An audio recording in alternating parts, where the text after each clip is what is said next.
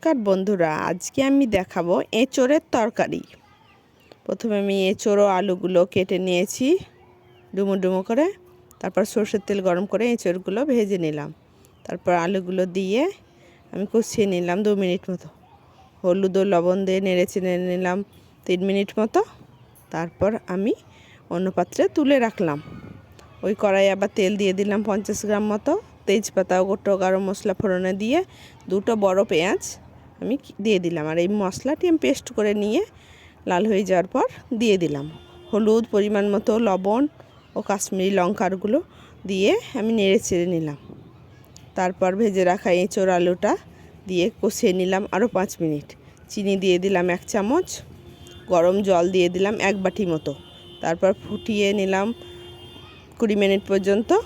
গরম মশলা দিয়ে নামিয়ে নিলাম। খুব ভালো লাগবে। ধন্যবাদ।